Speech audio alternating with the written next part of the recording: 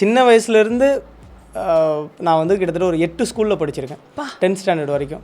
Sir அதான் எனக்கு பிடிக்கிற ஸ்கூல்லலாம் போய் சேருவேன். ரொபாட்டிக்ஸ்லேயும் ஏஐலையும் எம்பவர் பண்ண முடியும், இது ஒரு பிஸ்னஸ் மாடலாக டிசைன் பண்ண முடியும், இதுக்கு ஒரு பெரிய மார்க்கெட் இருக்குது, இதில் நிஜமான வந்து ரெவன்யூ ஜென்ரேட் பண்ண முடியும், at the same time impact create பண்ணும்போது நான் க்ரியேட் பண்ண முடியும்னு நான் சொல்லும்போது என்னை முட்டாளாக பார்த்தாங்க நிறைய பேர். டெக்கத்லான் போகலாம் அப்படின்னு ஒரு ஃபேமிலி டிசைட் பண்ணுதோ அதே மாதிரி அந்த ஒரு குழந்தை என்னவோ ஆகணும், டாக்டரோ இன்ஜினியரோ சயின்டிஸ்ட்டோ அக்ரிகல்ச்சரிஸ்ட்டோ ஐஏஎஸ் ஐபிஎஸ் ஆஃபீஸரோ இல்லை வந்து ஒரு டீச்சரோ இல்லை டிரைவரோ ஒரு ஹீரோவோ இல்லை ஆண்டர்ப்ரனரோ, அந்த குழந்தை என்ன கனவு கண்டாலும் சரி வாங்க நம்ம எல்லோரும் ஜென் ஸ்டோர் போவோம் அப்படின்னு வந்து அந்த ஃபேமிலி டிசைட் பண்ணணும். டிரைவர் அப்படின்னு நான் சொல்லும்போது அது ஒரு சாதாரண ப்ரொஃபஷன் அப்படின்னு சொல்லி நினைக்கிறோம். ஆனால் ஒரு திறமையான டிரைவருக்கு எவ்வளோ பெரிய டிமாண்ட் மார்க்கெட்டில் இருக்குன்றது தெரியுமா? காலேஜ் படிக்கும்போது என் ஃப்ரெண்ட்ஸ்லேயே வந்து ஒருத்தர்லாம் இருக்குது, பேர் சொல்லலாம் விரும்பலை. அவன் ஃபோன் பண்ணும்போதெல்லாம் ஒரு டேய் நான் எங்கேயாவது ஒரு இடத்துல நீ உழுவான்னு பார்க்குற, என்ன நீ திருப்பி வந்து எதனா ஒன்று ஸ்டார்ட் பண்ணி கொண்டு போய்கிட்டே இருக்க, இப்படியே பேசுகிறாங்க. இப்படியே தான் டேரெக்டாக பேசுவாங்க. நம்மளோட எபிசோட இன்னைக்கு எக்ஸ்க்ளூசிவாக ஸ்பான்சர் பண்ணியிருக்கிறது ஹானா வைடே அப்படிங்கிற பயோ இன்ஸ்பிரேஷன்ஸ் லிமிடெட் ஒரு ஸ்கின் கேர் ப்ராடக்ட். இந்த ஸ்கின் கேர் சயின்டிஸ்டால் நேச்சுரலாக வந்து டிரைவ் பண்ணப்பட்டு ரொம்ப அழகாக பண்ணிட்டு இருக்காங்க. உங்களுக்கு வெப்சைட் அட்ரஸ் கொடுக்குறேன், நீங்கள் தேவைப்படுறவங்க you can go and visit.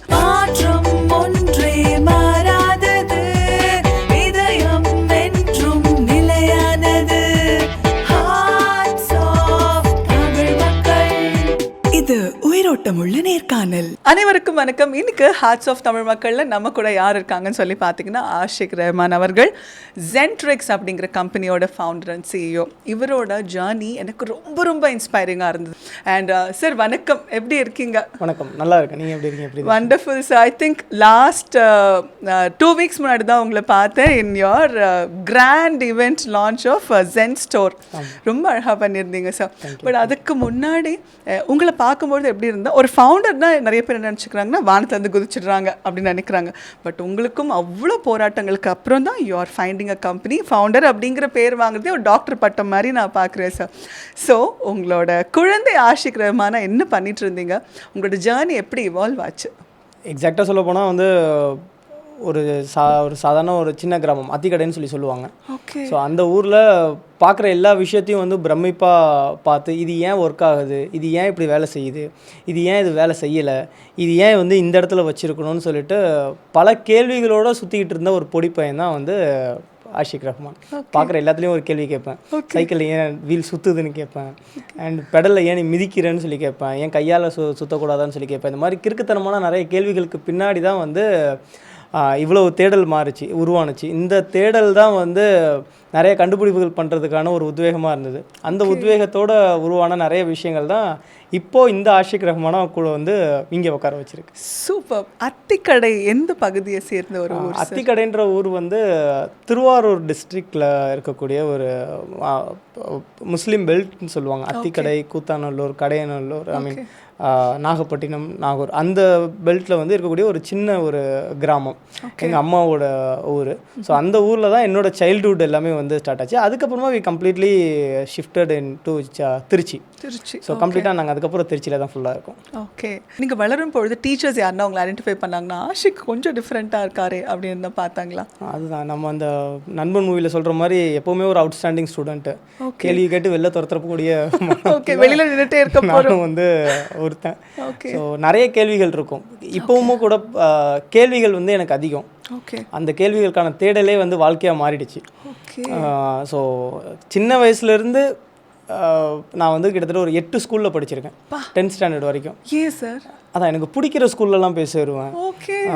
அதே மாதிரி இந்த ஸ்கூலில் ஒரு 2 வருஷம் படிச்சிட்டோம்ல, இதே ஃப்ரெண்ட்ஸ் தானே, நம்ம வேறு ஃப்ரெண்ட்ஸ் பிடிப்போமே அப்படின்னு சொல்லிட்டு அந்த மாதிரி நாங்கள் வந்து ஷிஃப்ட் பண்ணியிருக்கேன் நிறைய ஸ்கூல்ஸ். அதுக்கப்புறமா சில ஸ்கூல்ஸில் ஸ்கூல் பேக் ஃப்ரீயாக தரேன், லஞ்ச் பேக் ஃப்ரீயாக தரேன்னு சொல்லி அட்வர்டைஸ்மெண்ட் போடுற ஸ்கூலுக்குலாம் நானாக போய் சேர்ந்துருவேன் 5th ஸ்டாண்டர்டில். ஸோ இந்த மாதிரி நிறைய குட்டி குட்டி கிரேசியான விஷயங்கள் வந்து பண்ணியிருக்கேன். ஸோ அப்போ ஒவ்வொரு ஸ்கூல்லேயும் ஒவ்வொரு டீச்சர்ஸுமே வந்து சொல்லுவாங்க. இப்போது நான் இந்தியன் மெட்ரிகுலேஷன் ஸ்கூல்னு ஒரு ஸ்கூலில் படித்தேன் என்னோட 5th ஸ்டாண்டர்டு. ஒரு வருஷம் தான் படித்தேன். அந்த ஸ்கூல்லேயே வந்து 5th ஸ்டாண்டர்டில் நான் ஒருத்தன் தான் இருப்பேன். 5th ஸ்டாண்டர்ட் வரைக்கும் தான் அந்த ஸ்கூல் ஆனுவல் டே நடக்கும்போதெல்லாம் பார்த்தீங்கன்னா ட்ராமாலையும் நான் தான் இருப்பேன், டான்ஸ்லேயும் நான் தான் இருப்பேன், மிமிக்ரிலையும் நான் தான் பண்ணுவேன், சிங்கிங்லேயும் நான் தான் இருப்பேன். ஸோ அந்த ஸ்கூலில் மொத்தம் இருக்கிறதே 25 பேர். 25 பேர் வச்சு ஒரு ஆனுவல் டே நடத்தணும். அப்போ அந்த எல்லா ப்ரோக்ராம்லேயும் இருக்கக்கூடிய பெரிய பையன் நான் ஒருத்தன் தான். ஸோ அந்த மாதிரி எல்லா விஷயங்களையும் என்னை இன்வால்வும் பண்ணிக்கிட்டேன். இன்வால்வ் பண்ணுறதுக்கான ஸ்பேஸையும் எனக்கு நிறைய இடத்துல வந்து கொடுத்தாங்க. அமேசிங். உங்கள் ஸ்கூல் அப்படின்னு சொல்லும் பொழுது யாருன்னா பயங்கர சூப்பரான டீச்சர், எனக்கு இவங்களை ரொம்ப பிடிக்கும்னு யாருன்னா இருக்காங்களா? எனக்கு இப்போ வரைக்குமே ஞாபகம் வர ஒரு மேம் வந்து பிரேமலதான்னு சொல்லி ஒரு மேம். நான் பிரேமலதா மேம் பார்த்துக்கோங்க, 5th ஸ்டாண்டர்ட் படிக்கும்போது ஏதோ ஒரு தப்பு பண்ணேன். எக்ஸாக்டாக என்ன பண்ணேன்னா, அவங்க மேம் இங்கே நான் வாஷ்ரூம் போயிட்டு வரேன்னு சொல்லிட்டு போயிட்டு அவங்க பீரியட் முடியும் போது நான் வந்தேன். பொல்லேர்னு ஒன்று விட்டாங்க எனக்கு. ஸோ அதனால் அந்த மேம் வந்து என்னால் மறக்க முடியாது. நான் சின்ன வயசில் நிறையா அடி வாங்கியிருக்கேன். வாங்கினதுனே பெரிய அடினா இவங்க கிட்ட தான் வந்து வாங்கினதுனால நான் நினச்சேன் சார் ஏதோ இன்ஸ்பிரேஷனான ஸ்டோரி சொல்ல போகிறீங்க. பெரிய இன்ஸ்பிரேஷன். ஓகே ஓகே, அது மட்டும் உங்களால் மறக்க முடியல. பட் அந்த மேம் இப்போ உங்களை பார்த்தா எப்படி ஃபீல் பண்ணுவாங்க? இந்த பிள்ளைய போய் அடிச்சிட்டோமே நினச்சிருப்பாங்கல்ல சார்? அவங்களுக்கு இப்போ ஞாபகம் இருக்குமான்னு சொல்லி தெரியல. பட் அடிவான எனக்கு தான் ஞாபகம் இருக்கும். அவங்க நிறைய பேர் இந்தியன் ஸ்கூல்ல படிச்சிட்டு இருந்தீங்க. அப்போ இந்தியன் ஸ்கூல்ல இன்னும் அந்த ஸ்கூல் இருக்கு. ஆமாம் இருக்கு. வண்டர்ஃபுல். இந்த ஊரில் இருக்கு. Super sir. ஓகே, அப்படியே உங்களோட வாழ்க்கை பயணம் முன்னோக்கி வரும் பொழுது now you are founder and CEO of ஜென்ட்ரிக்ஸ். ரொம்ப அழகான பேர் சார். ஜென் அப்படின்னாலே புத்திசம், ஒரு அமைதி, என்லைட்டன்மெண்ட். நீங்கள் ஏன் ஜென்ட்ரிக்ஸ் அப்படின்னு வச்சிங்க? நாங்கள் இந்த ஜென்ட்ரிக்ஸ் ஸ்டார்ட் பண்ணுறதுக்கு முன்னாடி வந்து ப்ரொப்பலர் டெக்னாலஜிஸ்ன்ற ரொம்ப பெரிய ஒரு ஆர்கனைசேஷன் வந்து நாங்கள் ஸ்க்ராட்ச்லேருந்து பில்ட் பண்ணிட்டோம். ஓகே. ஸோ அதில் நாங்கள் வந்து கிட்டத்தட்ட ஒரு 480 ஸ்கூல்ஸோட ரொபாட்டிக்ஸ் பார்ட்னராகவும் 3,80,700 ஸ்டூடெண்ட்ஸை வந்து ட்ரெயின் பண்ணி அதில் கண்ணு தெரியாத ஸ்டூடெண்ட்ஸ் ரொபாட்டிக்ஸ் கற்றுக்க வச்சுருக்கோம். ட்ரைபல் ஸ்டூடெண்ட்ஸு, ரூரல் ஸ்டூடெண்ட்ஸ் சொல்லிட்டு எங்களால் யாரெல்லாம் என்னென்னலாம் விஷயங்கள்லாம் பண்ணவே முடியாதுன்னு எங்ககிட்ட சொன்னது எல்லாத்தையுமே நாங்கள் உடச்சிருக்கோம். ஸோ உடச்சி அதுக்கு மேலே வந்து நிறைய லட்சக்கணக்கான பேரண்ட்ஸோடு வந்து ஒர்க் பண்ணியிருக்கோம், ஸ்கூல் மேனேஜ்மெண்ட்டோட ஒர்க் பண்ணியிருக்கோம், சில்ட்ரன்ஸோட ஒர்க் பண்ணியிருக்கோம். அதில் கேதர் பண்ண நாலேஜும் எக்ஸ்பீரியன்ஸும் அதுக்கப்புறம் இப்போ ஃப்யூச்சர் எதை நோக்கி போய்கிட்டு இருக்கு, எவ்வளோ பெரிய ஒரு மாற்றத்தை நமக்கு இருக்கக்கூடிய திறமனால் உருவாக்க முடியுன்றத அண்டர்ஸ்டாண்டிங் அண்ட் அப்சர்வேஷனை பேஸ் பண்ணி கொண்டு வந்த அடுத்த ஒரு வெஞ்சர் தான் இந்த ஜென்ட்ரிக்ஸ் இந்தியா பிரைவேட் லிமிடெட். வண்டர்ஃபுல்லாக இருக்குது சார். எனக்கு எது ரொம்ப பிடிச்சதுன்னா, நம்ம எல்லாம் ஒருத்தர் 2 பேரை வந்து எம்பவர் பண்ணிட்டாலே நான் பண்ணிட்டேன் அப்படின்னு காலர் தூக்கி சுற்றுற காலம். பல லட்ச குழந்தைகளை நீங்கள் டீல் பண்ணியிருக்க, லட்சக்கணக்கான பேரண்ட்ஸை நீங்கள் பார்த்துருக்கீங்க. எப்போவுமே சொல்லுவாங்கல்ல சார், நம்ம வந்து நிறைய பேரோட பழகும் பொழுது தான் நம்மளோட பார்வை வந்து விசாலமாகும் சொல்லிட்டு. நான் உங்களை எப்படி பார்க்குறேன்னா, உங்களோட விஷன் வந்து அவ்வளோ ஒரு விசாலமான விஷன். 1-2 எனக்கு வேணாமா, நான் பண்ணால் லட்சக்கணக்கில் தான் பண்ணுவேன். அன்றைக்கி கூட நம்ம எம்சி பண்ணும்பொழுது படித்தோம். அதில் வந்து லட்சம் தான் உங்களோட நோக்கமாகவே இருக்குது. You want empower more people. ஆனால் இந்த பயணத்தில் வந்து உங்களுக்கு நிறைய சறுக்கல்கள் வந்திருக்கலாம். அந்த சறுக்கல்களுக்கு அப்புறம் தான் நீங்கள் உயர்ந்திருப்பீங்க இல்லையா? அந்த டவுன் டைம் வரும்பொழுது உங்களை நீங்கள் எப்படி சார் தயார்படுத்திக்கிட்டீங்க? அதுதான், நீங்கள் டவுன் டைம்ன்றது கிட்டத்தட்ட அதை ஃபேஸ் பண்ணாதவங்க மேலே வந்ததாக வந்து எந்த ஒரு ஹிஸ்ட்ரியுமே கிடையாது. ஸோ அந்த டவுன் டைம்ன்றது வந்து நீங்கள் ஒரு காலேஜில் போய்ட்டு ஒரு பணத்தை கொடுத்து ஒரு கோர்ஸ் கற்றுக்கிறதுக்கு விட ஒரு 10 மடங்கு பெரிய லேர்னிங்கை அந்த டவுன் டைம் வந்து உங்களுக்கு கொடுக்கும். ஸோ அந்த டவுன் டைமில் நீங்கள் யாருன்றதை நீங்கள் உணர்வீங்க, உங்களுக்கு நிஜமான திறமை என்ன இருக்குன்றதை நீங்கள் உணர்வீங்க, உங்களோட கெப்பாசிட்டி என்னன்றதை நீங்கள் வந்து உணர்வீங்க. ஸோ அந்த ஒரு ஒட்டுமொத்த மனசு, உடம்பு, எனர்ஜி எல்லாம் வந்து ஒரு கேலிப்ரேஷன் மோடுக்கு வந்து போகும். அந்த கேலிப்ரேஷன் மோடுக்கு போனதுக்கப்புறம் வந்து ஒரு சொல்யூஷனோட அரைவ் ஆகும். இது உன் கெப்பாசிட்டி, உன்னால் இது முடியும், உன்னால் அது முடியும்னு சொல்லிட்டு அந்த எனர்ஜியோட புதுசாக நீங்கள் வந்து இறங்கி ஒரு புது கேம் விளையாடுவீங்க. ஸோ அந்த கேமில் வந்து நீங்கள் முன்னாடிக்கும் ஒரு 5 ஸ்டெப்பு மேலே ஏறி இருப்பீங்க. திருப்பி அங்கே ஒரு டவுன் டைம் வரும். அந்த டவுன் டைம் இந்த 5 ஸ்டெப்போட எக்ஸ்பீரியன்ஸை வந்து உனக்கு இது திருப்பி சொல்லும். நீ முன்னாடி இப்போ டவுனில் உட்காந்துருந்த, இப்போ உனக்கு இவ்வளோ நாலேஜ் இருக்குது, இப்போ அடுத்த ஸ்டெப்பு நீ வந்து போகணும்னு சொல்லிட்டு. நீங்கள் மேரத்தான் ஓடி இருந்தீங்க அப்படின்னா உங்களுக்கு தெரியும், ஒரு லாங் ரன் ஓடும்போது உங்களுக்கு டயர்டாகிட்டே இருக்கும். ஆனால் வந்து மனசுக்கிட்ட சொல்லி நீங்கள் வந்து இன்னும் கொஞ்சம் ஓடலாம், இன்னும் கொஞ்சம் தூரம் ஓடலாம்னு சொல்லி ஓட ஆரம்பிச்சிங்கன்னா உடம்புக்குள்ளே புதுசாக ஒரு எனர்ஜி வந்து உருவாகிறத நம்மளால் ஃபீல் பண்ண முடியும். ஸோ அதே மாதிரி தான் அந்த டவுன் டைமும். அந்த டவுன் டைம் என்ன பண்ணும், புது வகையான ஃப்ரெஷ்ஷான ஒரு எனர்ஜியை வந்து நமக்கு கொடுக்கும். ஸோ டவுன் டைமே இல்லாமல் ஓடினா நான்லாம் ஒரு சில நேரத்தில் யோசிச்சிருக்கேன், ஐயோ என்ன இன்னும் டவுன் ஆகவே இல்லையே நம்ம அப்படின்னு சொல்லி. எனக்கு தெரியும், பிகாஸ் ஒவ்வொரு வாட்டி டவுன் ஆகும்போது எவ்வளோ பவர்ஃபுல்லாக நான் பவுன்ஸ் பேக் ஆகும் அப்படின்னு சொல்லிட்டு எனக்கு வந்து தெரியும்.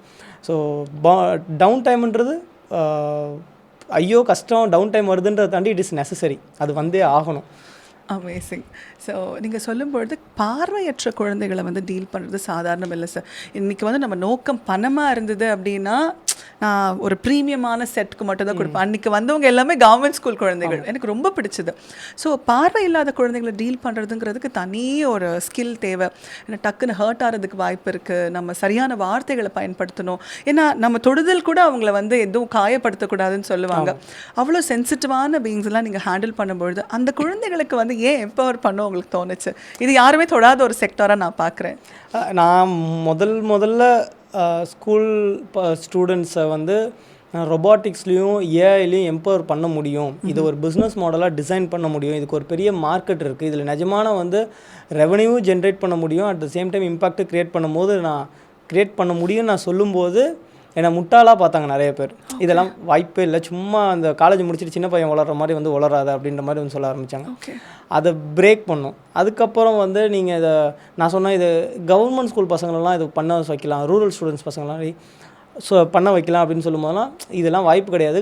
சிட்டியில் இருக்கக்கூடிய பசங்களுக்கு அஃபோர்ட் பண்ண முடியும், புரிஞ்சிக்கக்கூடிய திறன் இருக்கும், அந்த பசங்களுக்கு புரியாது. அப்படிங்கும்போது அதையும் நாங்கள் வந்து உடைச்சோம்.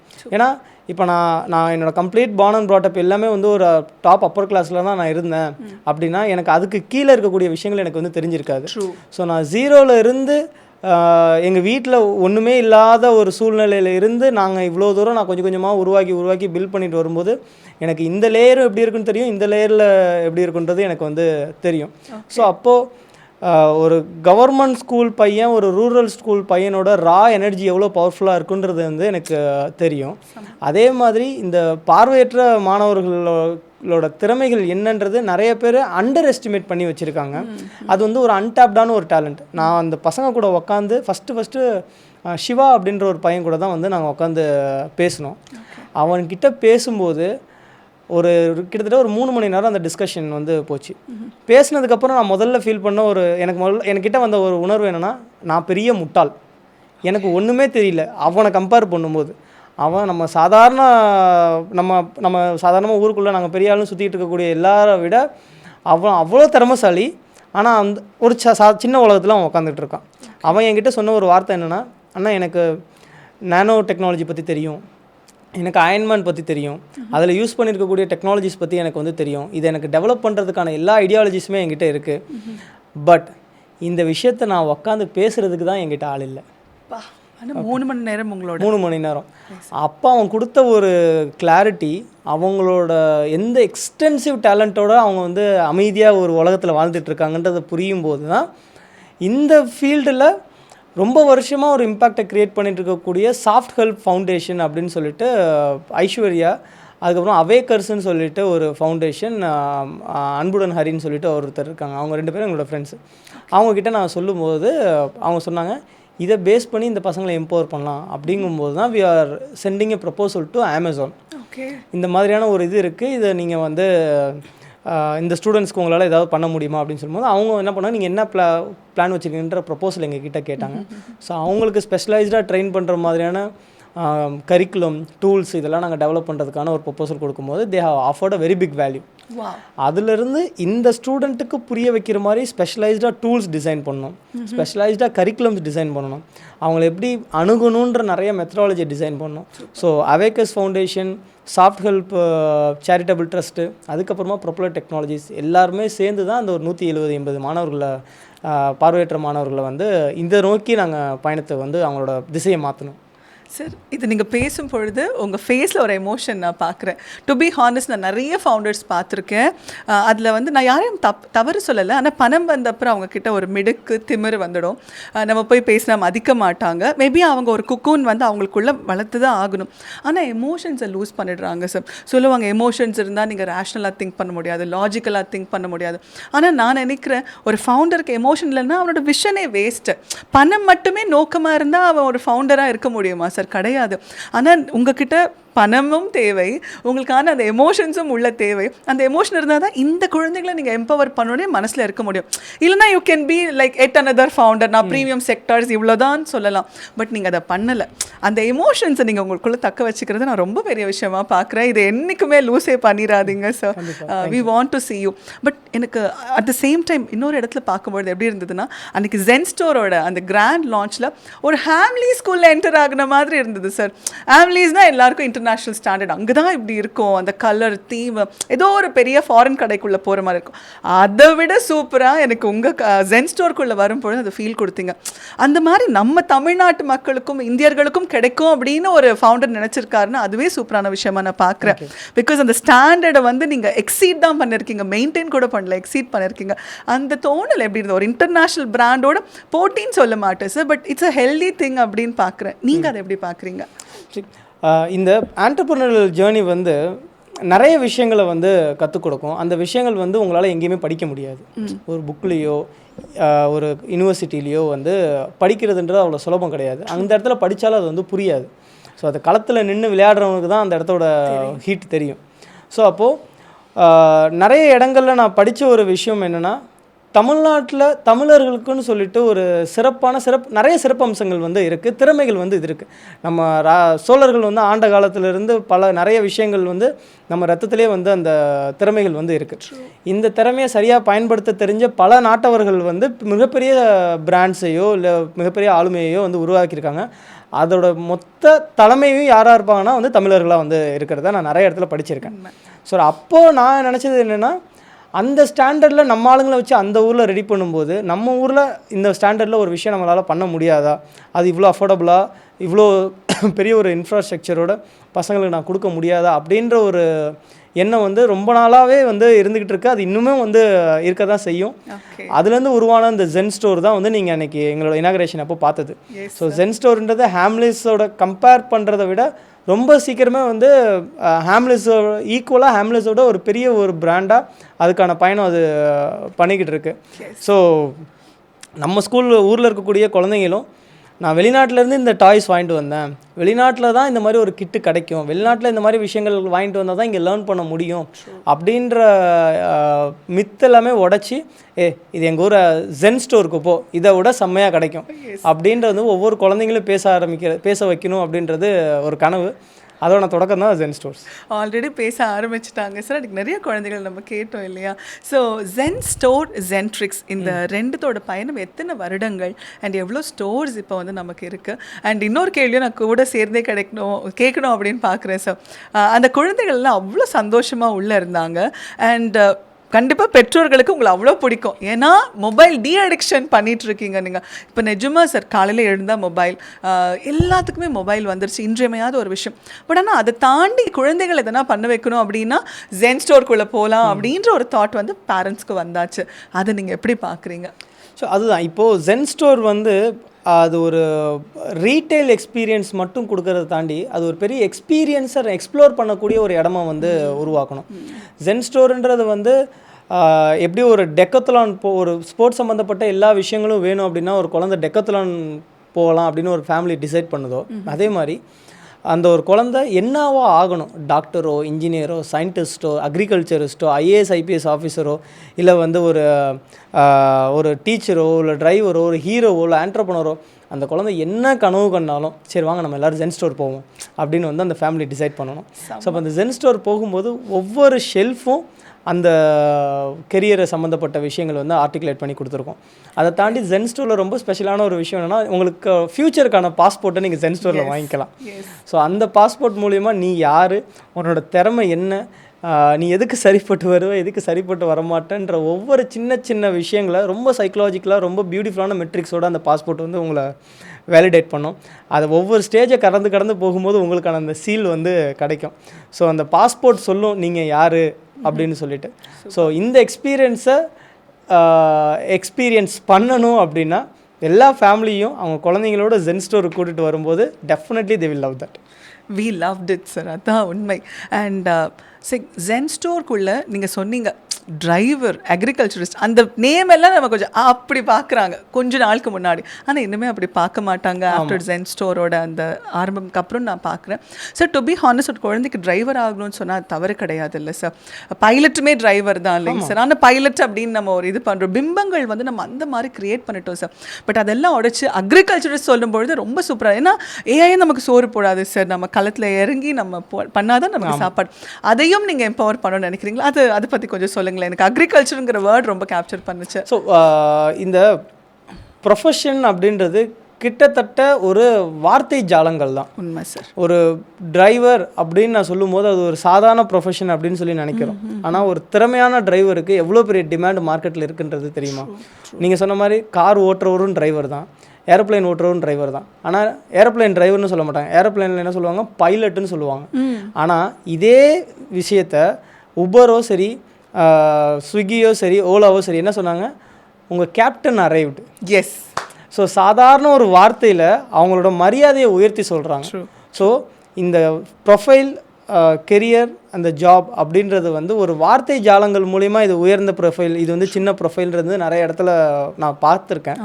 ஸோ அதனால் வந்து அந்த சைக்காலஜிக்கல் மித்தை பிரேக் பண்ணாலே அதோட இம்பார்ட்டன்ஸை வந்து ப்ரூவ் பண்ண வைக்க முடியும் அப்படின்றது வந்து குழந்தைங்களுக்கு கொண்டு வர முடியுன்ற ஒரு நம்பிக்கை எனக்கு.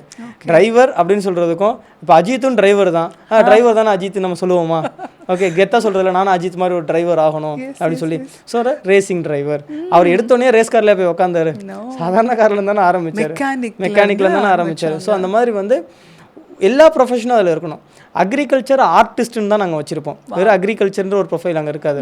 மெடிக்கல் மார்வல்னு சொல்லி ஒரு ஷெல்ஃப் இருக்கும், அது மாதிரி வந்து ஆர்கிடெக்ட் அவென்யூன்னு சொல்லி ஒரு ஷெல்ஃப் இருக்கும். ஸோ அந்த மாதிரி எல்லா கெரியரையுமே வந்து நாங்கள் அழகாக அதை வந்து கிராஃப்ட் பண்ணது தான் ஜென் ஸ்டோரில் நீங்கள் பார்த்தது. சூப்பராக இருக்குது சார். அண்ட் ஜென் ஸ்டோரோட பிரம்மாண்டம் வந்து உள்ளே என்டர் ஆகும்பொழுதே தெரியுது சார். எதுவுமே இப்படி பார்க்குற மாதிரி இல்லை, எல்லாமே விசாலமாக மேலே சுற்றி ட்ரோனுக்கு ஒரு ஸ்பேஸ் வச்சுருக்கீங்க, 3D பிரிண்டிங் அன்றைக்கி அழகாக பிரிண்ட் பண்ணிகிட்டேவும் இருந்தது சார். நீங்கள் இதெல்லாம் சொல்லும் பொழுது ஆன் தி அதர் ஹேண்ட் நீங்கள் மட்டுமே உருவாகலை, உங்கள் கூட ஃபவுண்டர்ஸ் இருப்பாங்க, உங்கள் ஃபேமிலி, நம்மளோட ரிஸ்வானா மேம், உங்களோட ஒய்ஃப், அவங்கள பற்றி நான் கண்டிப்பாக சொல்லி ஆகணும். She was just there with you, like எல்லாத்துக்குமே அழகாக வந்து ஹெல்ப் பண்ணிகிட்டு இருந்தாங்க. லைக் உங்கள் ஒய்ஃப் உங்களுக்கு இந்த பயணத்தில் எவ்வளோ ஹெல்ப்ஃபுல்லாக இருந்தாங்கன்னு சொல்லுங்கள். அப்புறம் உங்கள் கோஃபவுண்டர்ஸ் as well. ஆமாம், இப்போது இருக்கக்கூடிய காலகட்டங்களில் நான் நிறைய இடத்துல வந்து இந்த ஹஸ்பண்ட் அண்ட் ஒய்ஃபோட அண்டர்ஸ்டாண்டிங், அவங்களோட இந்த லைஃப் ஜேர்னியை வந்து கொண்டு போகிற விதங்களை வந்து தப்பாக அண்டர்ஸ்டாண்ட் பண்ணின நிறைய இடங்களில் கண்ணு முன்னாடி நான் வந்து பார்த்து நிறைய விஷயங்கள் வந்து அப்சர்வ் பண்ணியிருக்கேன். ஸோ அதில் நிறைய இடத்துல இம்பார்ட்டன்ஸ் கொடுக்க வேண்டிய இடங்களில் இம்பார்ட்டன்ஸ் கொடுக்காத நிறைய கப்புள்ஸ்லேயும் வந்து நாங்கள் வந்து பார்த்துருக்கேன். ஸோ இங்கே எங்களோட ரிஸ்வானாவும் சரி எனக்கும் சரி, எங்களோட லைஃப்பில் நாங்கள் ஆக்சுவலாக என்ன பண்ணுறோம், நாங்கள் எதை நோக்கி வந்து ட்ராவல் பண்ணிகிட்டு இருக்கோன்ற ஒரு புரிதலை வந்து நாங்கள் ரெண்டு பேருமே வந்து ரொம்ப அண்டர்ஸ்டாண்ட் பண்ணிகிட்டு இருக்கோம். ஸோ நான் என்னோடய மனைவி கிட்ட இந்த ஒரு திறமையை பார்த்தேன். இப்போ ஒரு ஃபவுண்டராக நான் வந்து ஒரு சிஇஓவாக எந்த பர்சன்கிட்ட என்ன டேலண்ட் இருக்குன்றதை ஐடென்டிஃபை பண்ணி அந்த டேலண்ட்டை அந்த பொசிஷனில் கொண்டு போய் உட்கார வைக்கிறதுன்றது தான் ஒரு முக்கியமான சிஇஓட ரோல். அப்போது ஊரில் எல்லாம் இவ்வளோ பர்ஃபெக்டாக வந்து இதை அனலைஸ் பண்ணி நான் வந்து டெலிவர் பண்ணிகிட்டு இருக்கும்போது, என்னோடய ஒய்ஃப் நான் முதல்ல பார்க்கும்போது அவங்களோட வீடு விட்டா காலேஜ் இதுதான் வந்து அவங்களோட லைஃப் ஸ்டைல். பட் நான் அப்சர்வ் பண்ணும்போது பயங்கர எக்ஸ்ட்ரீம்லி டேலண்டடான ஒரு பொண்ணு வந்து என்னோடய ஒய்ஃப். ஸோ அப்போ நான் அவள்கிட்ட கேட்பேன், எப்படி இவ்வளோ டேலண்ட்டை வச்சுட்டு நீ வந்து இது பண்ணுற, பட் இதை நான் சொல்லும் போது அவளாலையும் வந்து அக்செப்ட் பண்ணிக்க முடியாது. அதெல்லாம் எனக்கு ஒரு டேலண்ட்டும் இல்லை. அப்போ அவங்க கையில் என்ன கொடுக்குறது, ஒரு ப்ராப்ளமை கொடுக்குறது.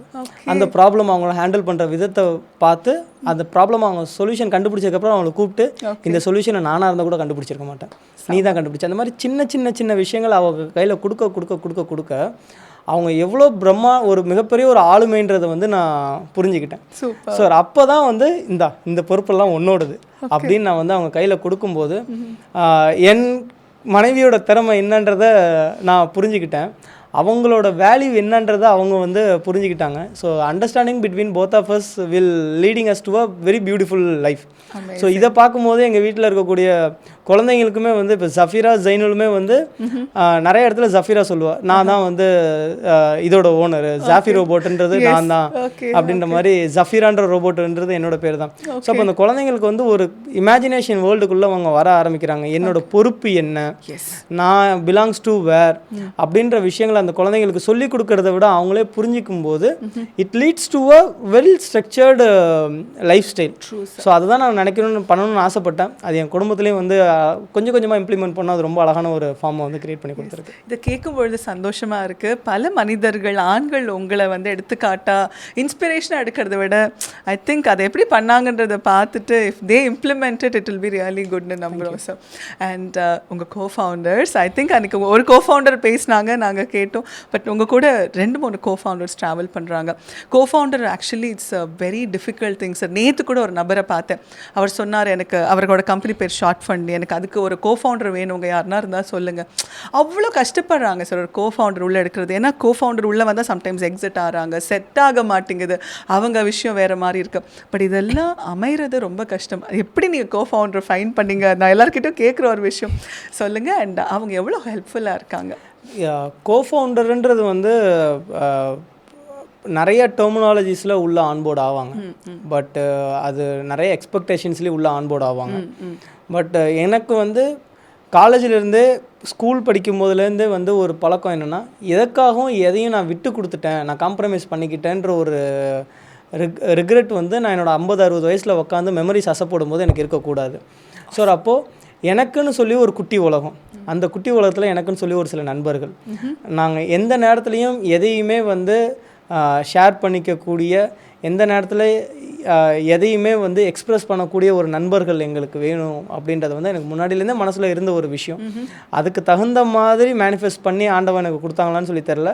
ரொம்ப அழகான ஒரு நண்பர்கள் கூட்டம் வந்து எனக்கு கொடுத்துருக்காங்க. நாங்கள் வந்து கோஃபவுண்டர்ஸாக இப்போ சேர்ந்தவங்க இல்லை, காலேஜ் படிக்கும் போது மச்சான் ஒரு 20 அந்த இது பிரெட் ஆம்லெட் வாங்கி தாயண்டா அப்படின்ற காலத்துலேருந்து நாங்கள் சேர்ந்தவங்க தான் சல்மான், முபீன், ஆக்கிஃபா ஜஃப்ரின்னு சொல்லிட்டு எங்களோட ஜூனியர் இருக்காங்க. அதுக்கப்புறமா வந்து பவித்ரன், அன்சாரி. ஸோ நாங்கள் எல்லாருமே வந்து ஒரு நல்ல ரொம்ப க்ளோஸ் ஃப்ரெண்ட்ஸு. எந்த அளவு க்ளோஸ் ஃப்ரெண்ட்ஸ்னால், கையில் காசு இல்லாமல் தருவான் நாய் மாதிரி சுற்றின காலத்துலேருந்து இப்போ எல்லோரும் ஒரு நல்ல பொசிஷனுக்கு வந்துட்டு இது வாங்கலாமா, இது நம்ம வாங்கலாமான்னு சொல்லி பிளான் பண்ணுற காலங்கள் வரைக்கும் எப்படி வந்து என்ன நான் ஒரு சிஇஓவாக வந்து எப்படி நான் என்ன க்ரியேட் பண்ணிக்கிட்டேனோ, அதுக்கு தேவையான ஸ்கில்ஸ்லாம் நான் வந்து எனக்கு நான் வளர்த்துக்கிட்டேனோ, அதே மாதிரி என் நண்பர்கள் என் கூட இருக்கக்கூடிய கோஃபவுண்டர்ஸ் எல்லாருமே வந்து நாங்கள் எல்லோரும் ரொம்ப பெரிய திறமைசாலி அப்படின்றதுலாம் கிடையாது. ஆரம்பத்தில் நாங்கள் எங்கள்கிட்ட இருக்கக்கூடிய சின்ன சின்ன திறமைகள் என்னன்றதை நாங்கள் கண்டுபிடிச்சி, மச்சான் உனக்கு இது நல்லா செம்மையாக பண்ணுற, நீ இதை பண்ணு, நான் இதை பண்ணுறேன், இது எனக்கு பண்ண தெரியும் அப்படின்னு சொல்லிட்டு எங்களுக்குள்ளே இருக்கக்கூடிய திறமைகளை நாங்கள் எவால்வ் பண்ணி தான் இவ்வளோ ஸ்ட்ராங்கான ஒரு கோஃபவுண்டர்ஷிப் வந்து க்ரியேட் பண்ணது.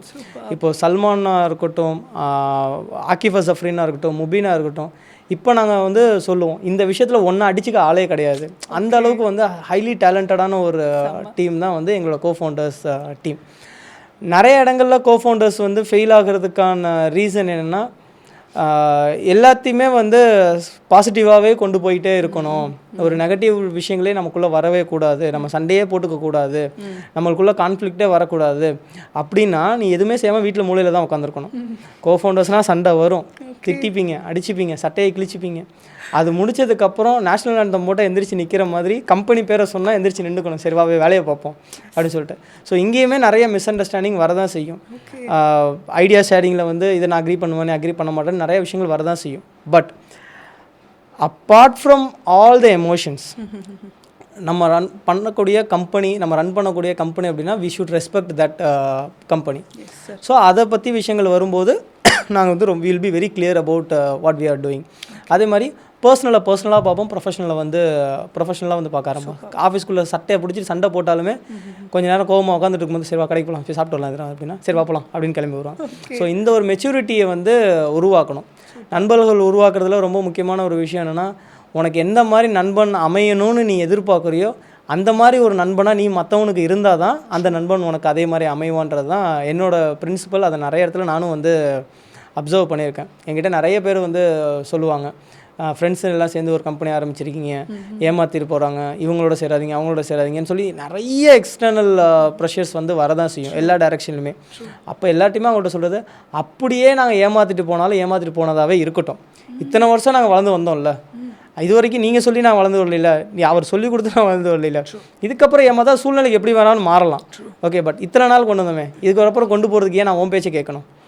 Okay, so we know about our internal connects, we know about our internal bonding, we know about our internal understanding. அது தேர்ட் மேன் பெர்ஸ்பெக்டிவ்லேருந்து பார்த்து நீ வந்து சொல்லி அதை நான் கேட்டு ஃபெயில் ஆனாலும் அந்த ஃபெயில் நான் ஆனதாக இருக்கட்டுமே அப்படின்ற மாதிரி ஒரு அண்டர்ஸ்டாண்டிங் வந்து எங்கள் எல்லாருக்குள்ளேயுமே இருக்குது. ஸோ இவ்வளோ ஸ்ட்ராங்கான ஒரு ஃப்ரெண்ட்ஷிப் பாண்டிங், இவ்வளோ ஸ்ட்ராங்கான ஒரு கோஃபவுண்டர்ஸ் டீமுக்கான முக்கியமான ஒரு ரீசன் வந்து அதுதான். அது நடுவில் சேர்ந்த கூட்டம் இல்லை, அது முன்னாடிலேருந்து உருவான ஒரு டீம், தானாக சேர்ந்த கூட்டம் மாதிரி. டு பி ஹானஸ்ட், இந்த மாதிரி ஒரு கோஃபவுண்டர்ஸ், இந்த மாதிரி ஒரு நபரை தோல்வி கூட தோற்கடிக்கவே முடியாது சார், வாய்ப்பே இல்லை. ஏன்னா நீங்கள் சொல்லும் பொழுது அடுத்தவர்கள்கிட்ட இந்த திறமை இருக்குன்றதை ஒத்துக்கிறதே ரொம்ப பெரிய ஒரு விஷயம் இல்லை சார். நிறைய பேர் அக்செப்ட் பண்ணிக்க மாட்டாங்க. நம்மளை விட யாருன்னா கொஞ்சம் நல்லா இருந்தால் அவனுக்கு எப்படி இப்படிலாம் இருக்குன்னு தான் யோசிக்கிறாங்க தவிர நல்லா இருக்குன்னு சொல்கிறதுக்கே வாய் வரமாட்டேங்குது சார். அதுவும் இந்த ஜென்ரேஷனில் வந்து நிறைய பார்க்குறோம் சார். இந்த கோஃபவுண்டர் ஜர்னி இதெல்லாம் தாண்டி நீங்கள் வந்து கம்பெனி ரெப்ரசென்ட் பண்ணுறீங்க, நிறைய இடங்களில் வெளில போகிறீங்க. And as you said conflict management இருக்கும், டீம் மேனேஜ்மெண்ட் இருக்கும். ஆன் தி அதர் ஹேண்ட் ஒய்ஃபுக்கும் ஒரு பொறுப்பு கொடுத்து அவங்களையும் நீங்கள் ப்ரொஃபஷனல் செட்டப்பில் தான் பார்க்கணும். நீங்கள் ஒன்ஸ் ஆஃபீஸ்க்குள்ளே வந்துட்டால் she will be your employee, your coworker, அப்படி தானே தவிர. ஸோ இது எல்லாத்தையும் பேலன்ஸ் பண்ணி நீங்கள் மேலும் மேலும் நகர்ந்து கொண்டே போகிறீங்க. ஸோ இந்த ஜென்ட்ரிக்ஸ் அண்ட் ஜென் ஸ்டோரோட விஷனாக நீங்கள் என்ன பார்க்குறீங்க? இன்னிலேருந்து ஒரு 5 வருடங்கள் அப்படின்னா என்ன தோணுது உங்களுக்கு? நான் அது ரொம்ப டெக்னிக்கலான வேர்ட்ஸில் சொல்ல நான் வந்து விரும்பலை. ஓகே, இப்போ நீங்கள் வந்து ஒரு பெரிய ஒரு அட்வென்ச்சரிஸ்டிக்கான ஒரு ஈவெண்ட் ஒரு இடத்துல நடக்குது. ஃப்ளைட்லேருந்து குதிக்க போகிறாங்க, பைக்கில் வந்து மேலே வந்து ஒரு ஸ்டண்ட் பண்ண போகிறாங்க, காரை வந்து மலை மேலே ஓட்ட போகிறாங்க அப்படின்ற ஒரு பெரிய அட்வென்ச்சரிஸ்டிக்கான ஒரு விஷயத்தை பற்றிலாம் நீங்கள் யோசிக்கும் போது உங்கள் மைண்டில் யார் வந்து நிற்பா? ரெட்புல் வந்து நிற்கும். ஓகே, ஸோ நீங்கள் அப்படி ஒரு விஷயத்தை யோசித்தாலே வந்து ஒரு ப்ளூ கலர் ட்ரெஸ்ஸு ரெட்புல்லோட லோகோ போட்ட ஒரு ஒரு பொசிஷனிங் வந்து பண்ணியிருப்பாங்க. அதே மாதிரி டவுன் தி லைன் ஒரு 5 வருஷத்தில் அக்ராஸ் த கண்ட்ரி இன்னும் சில நாடுகள்லேயுமே வந்து ஒரு இனோவேஷனில் சாதித்த ஒரு ஸ்டூடெண்ட்டாக இருக்கட்டும், ஒரு பெரிய விஷயத்தை கண்டுபிடிச்ச ஒருத்தவங்களாக இருக்கட்டும், ஒரு பெரிய அச்சீவ்மெண்ட் பண்ணக்கூடிய ஒரு விஷயங்களாக ஒரு பர்சனாக இருக்கட்டும், எஜுகேஷன்லேயும் சரி, கெரியர்லேயும் சரி, டெக்னாலஜிக்கல்லையும் சரி, இந்த மாதிரி பண்ணக்கூடிய சின்ன வயசு பசங்க, ஒரு 20-25 வயசுக்குள்ளே இருக்கக்கூடிய பசங்க யாராக இருந்தாலுமே அவன் ஜென் ஸ்டோரோட ஒரு டிஎன்ஏ வந்து அவங்ககிட்ட இருக்கும். ஸோ அந்த அளவுக்கு தான் நாங்களும் வந்து இதோட எக்ஸ்பான்ஷனை வந்து பெருசுப்படுத்திக்கிட்டே வந்துக்கிட்டு இருக்கோம். ஸோ என்னோடய திறமை என்ன, நான் என்னோடய வாழ்க்கை எது நோக்கி பயணிச்சுக்கிட்டு இருக்கு, அந்த பயணத்தில் எனக்கு தேவையான விஷயங்கள்லாம் என்ன, அந்த தேவையான விஷயங்கள் எல்லாமே எனக்கு எங்கே கிடைக்கும் அப்படின்ற ஒட்டுமொத்த ஈகோ சிஸ்டமும் சேர்ந்தது தான் இந்த ஜென் ஸ்டோர். அந்த ஜென் ஸ்டோரும் சரி, ஜென் எக்ஸ்பீரியன்ஷியல் சென்டரும் சரி, அதில் இருக்கக்கூடிய ஜென் கம்யூனிட்டியுமே சொல்லி இது எல்லாமே சேர்ந்த ஒரு ஈகோ சிஸ்டம் தான் இந்த ஜென் ஸ்டோர். அமேசிங். ஸோ இவ்வளோ பெரிய பயணத்துக்கு உங்ககிட்ட ஒரு கேரக்டர் இருந்திருக்கும், நான் இப்படி தான் இருப்பேன், இந்த ஒரு விஷயம் தான் என்னை இவ்வளோ தூரம் கொண்டு வந்துச்சுன்னா உங்ககிட்ட எது? And also on the other hand இவ்வளோ நீங்கள் வரும்பொழுது கண்டிப்பாக நம்ம ஒன்றும் மதர் தெரேசா இல்லைல்ல சார், நம்மளுக்கு எல்லாருக்கும் பிடிக்கிறதுக்கு யாருன்னா உங்களுக்கு கண்டிப்பாக ஹேட்டர்ஸ் இருப்பாங்க, காம்படிட்டர்ஸ் எதுனா இது பண்ணலாம், அதெல்லாம் நீங்கள் எப்படி ஹேண்டில் பண்ணுறீங்க? இந்த 2 கொஸ்டினுக்கான பதில். முதல் விஷயம் வந்து இவ்வளோ தூரம் கொண்டு வந்ததுக்கு நான் என்ன நிறைய இடங்களில் செல்ஃப் எவாலுவேட் பண்ணிக்கிட்டே இருப்பேன். ஓகே, அப்போல்லாம் எனக்கு கிடைச்ச ஒரு பதில் வந்து என்கிட்ட உள்ள ரொம்ப பெரிய ஒரு ப்ளஸ் என்னென்னா, எனக்கு எதிர்த்த மாதிரி இருக்கிறவங்கள அவங்களாவே ஏற்றுக்கக்கூடிய ஒரு பக்குவம் வந்து எனக்கு இருக்குது. எனக்காக நீ இப்படி மாறணும் அப்படின்ற மாதிரியான ஒரு மனநிலை எனக்கு கிடையாது. நீ கெட்டவனா, சரி கெட்டவனாகவே இரு, அந்த கெட்டவனில் எந்த விஷயங்கள்லாம் எனக்கு தேவையானது இருக்கோ அது சம்மந்தப்பட்ட ரிலேஷன்ஷிப் மட்டும் நான் உங்ககிட்ட இது பண்ணிக்கிறேன் தவிர உன்னை மாற்றுறது என் வேலை கிடையாது.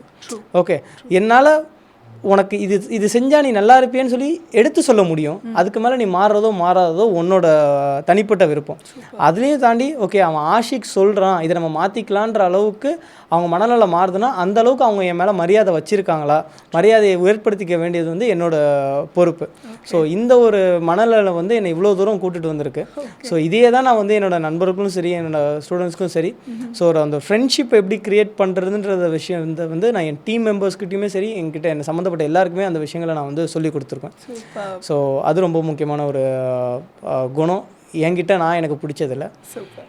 ஹேட்டர்ஸ் அப்படின்னா எனக்கு எக்ஸாக்டாக முகத்துக்கு முன்னாடி ஹேட்டர்ஸ்ன்னு சொல்லிட்டு என்னோட ஒரு 3 பேர் என்கிட்ட சொல்லியிருக்காங்க. அப்படியா சார்? அந்த 3 முகத்துக்கு முன்னாடியே. அப்படியா சார்? ஆமாம். எங்கள் காலேஜ் படிக்கும்போது என் ஃப்ரெண்ட்ஸ்லேயே வந்து ஒருத்தர்லாம் இருக்க, பேர் சொல்லலாம் விரும்பலை. ஓகே.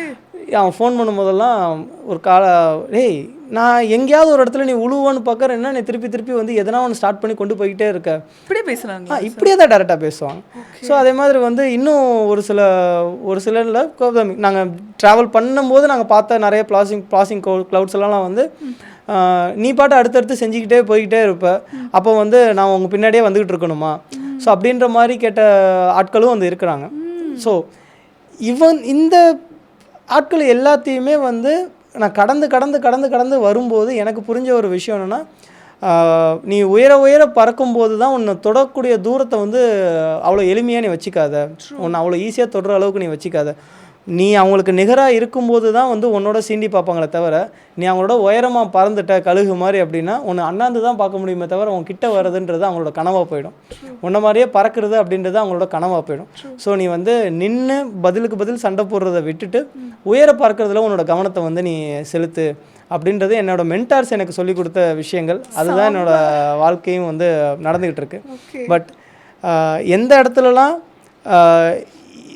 இவன் ஏன் இப்படி வரேன்னு சொல்லி முகத்துக்கு முன்னாடி ஹேட் பண்ணாங்களோ, அண்ட் வந்து இது நீ பண்ணவே முடியாதுன்னு சொல்லி உடைச்சாங்களோ, எந்த இடத்துலலாம் வந்து என்னை உடைக்கணும்னு சொல்லி ட்ரை பண்ணாங்களோ, இப்போவும் நான் அவங்கள பார்க்கும்போது நான் எந்த இடத்துல அவங்க என்ன சொன்னாங்களோ அவங்க அதே இடத்துல தான் இருக்காங்க. நான் ஒருத்தன் மட்டும் தான் அவ்வளோ தூரத்தில் வந்திருக்கேன்.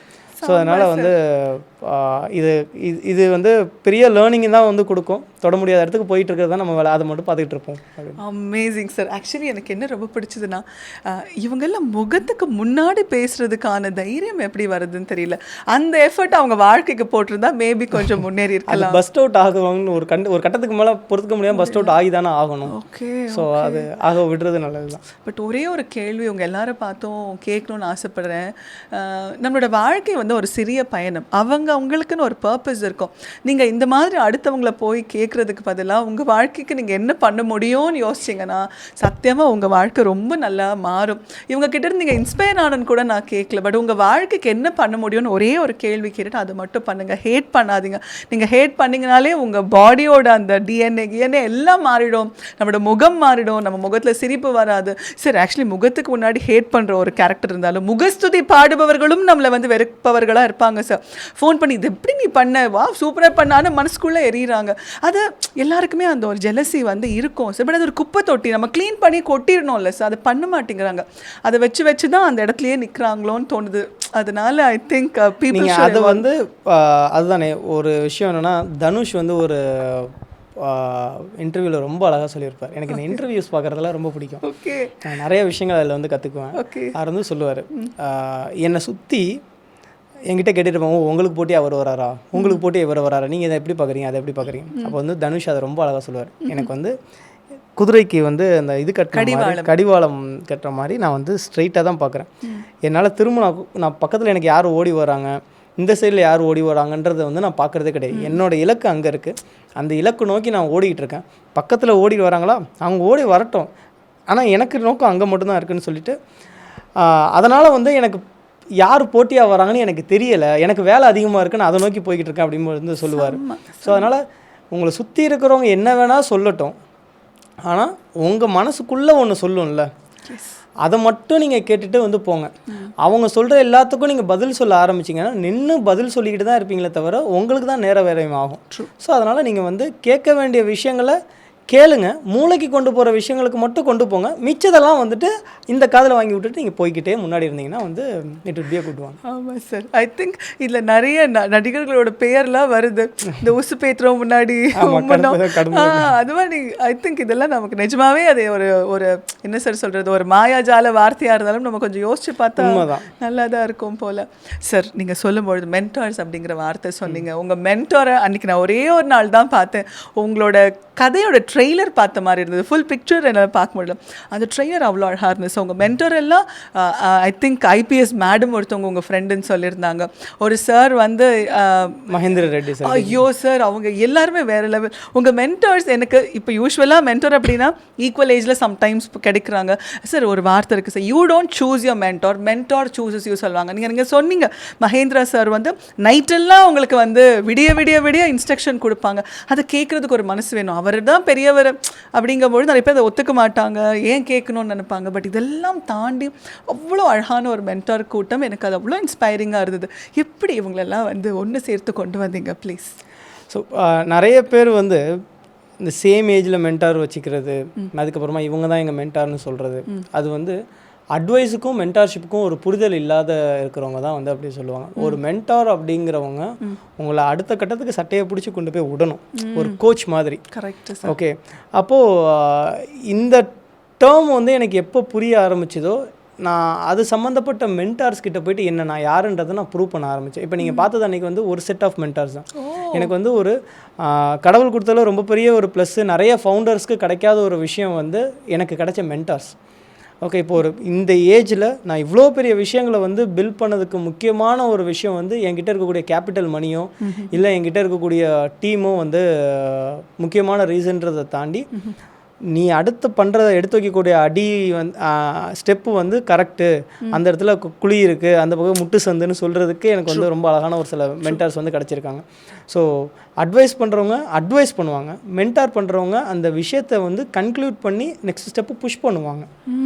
ஓகே, ஸோ இப்போ வந்து தெலுங்கானாவோட டிஜிபி கிட்டத்தட்ட அங்கே இருக்கக்கூடிய எல்லா போலீஸ் ஆஃபீஸருக்கும் அவர் தான் பாஸ். ஸோ அங்கே இருக்கக்கூடிய என்டையர் சிஸ்டமை கிரியேட் பண்ணவர், அவ்வளோ பெரிய பாலிசி டிராஃப்ட் கிரியேட் பண்ணவர், பப்ளிக் சர்வீஸ் கமிஷனோட சேர்மன். அந்த ஒரு ஆளுமை கூட உக்காந்து பேசக்கூடிய ஒரு நேரம் வந்து கடவுள் எனக்கு அமைச்சு கொடுத்துருக்காரு அப்படின்னா அது எவ்வளோ பெரிய விஷயம். அண்ட் அதை தாண்டி Sastra யூனிவர்சிட்டியோட chairman doctor Vaidya Subramanian sir, vice chairman. So அவர் கூட உக்காந்து ஆஷிக் நீ பண்ணுறது கரெக்டு, நீ பண்ணுறது தப்பு அப்படின்ற விஷயத்தை சொல்லி கொடுக்குறதுக்கு எவ்வளோ பெரிய விஷயம் வந்து அவ்வளோ ஈஸியாக அந்த அவங்களோட டைம் கிடைக்காது. ஸோ இந்த மாதிரி லைஃப்பில் ஒவ்வொரு கட்டத்துலேயுமே நீங்கள் அவதார் படம் பார்த்தீங்கன்னா அவங்களோட ரைடை செக் பண்ணுறது பிடிக்கிறதுக்காக அந்த பறக்கிற அனிமலாக இருக்கட்டும், மீனாக இருக்கட்டும், அவங்க முடியிலேருந்து எடுத்து அவங்களோட கனெக்ட் பண்ணுவாங்க. ஸோ அந்த இன்டர்னல் பாண்ட் வந்து கிடைக்கும். ஸோ அந்த மாதிரி வந்து ஒவ்வொரு மென்டாரும் வந்து செலக்ட் பண்ணுறது, நீங்கள் சொன்ன கரெக்டான வார்த்தை, நான் செலக்ட் பண்ணுறத தாண்டி அவங்க என்னை செலக்ட் பண்ணணும். அதுக்கு முன்னாடி அவங்க என் தைரியத்தை செக் பண்ணுவாங்க, அதுக்கப்புறம் என்னோடய லாயல்ட்டியை செக் பண்ணுவாங்க, என்னோடய ஹார்ட் ஒர்க்கை செக் பண்ணுவாங்க, இவனோட கெப்பாசிட்டியை செக் பண்ணுவாங்க.